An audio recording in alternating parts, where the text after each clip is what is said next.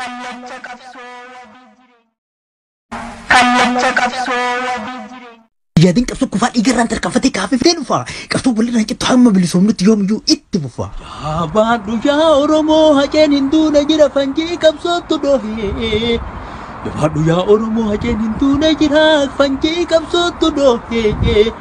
أودي كتي نفتنيا دوبته بسون تاتو سبات أغاف شمالان توكما أفي دوهان تانكيف تيارا موي أما كنام بودتي إلمان أباغتاتو أنغو إرنو جيران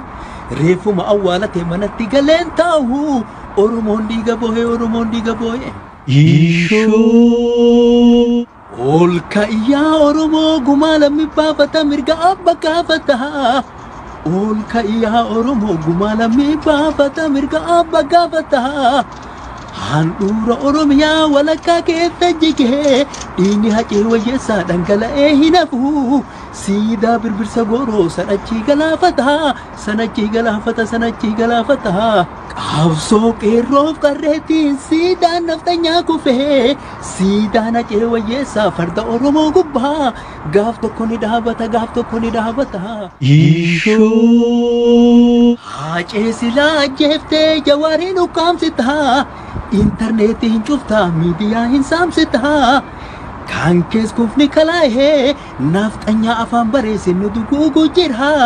yaa abiyoot kaasa'ee balaan sitti haa bu'u kaakaakoo balaa'ee Iishoo يادين كسو كفار إيجران تركفتي كافي فين فا كسو بلي رانك تحمل بلسومنت يوم يو إتبفا يا بادو يا أورمو هجين هندو نجرا فنجي كبسو تدوهي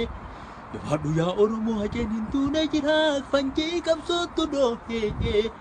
أودي كتي نفتنيا دوبته بسون تاتو سبات أغاف شمالان توكما أفي دوهان تانكيف تيارا موي أما كنام بودتي إلمان أباغتاتو أنغو إرنو جيران ريفو ما أولتي منتي غلين تاو أورمون ديغا بوي إيشو أولكا إيا أورمو غمالا مبابتا مرغا أبا كافتا أولكا إيا أورمو غمالا مبابتا مرغا أبا كافتا handura Oromiyaa walakkaa keessa jigee dhiigni haqee wayyeessaa dhangala'ee hin hafu siidaa birbirsa gooroo sanachii galaafata qabsoo qeerroof qarreetiin siidaan naftanyaa kufee siidaan haqee wayyeessaa farda Oromoo gubbaa gaaf tokko ni dhaabata Iishoo hacee silaa ajjeeftee jawaariin ukkaamsitaa internetiin cuftaa miidiyaa hin saamsitaa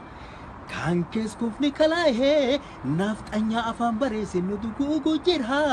yaa abiyoot kaasa'ee balaan sitti haa bu'u kaakaakoo balaa'ee Iishoo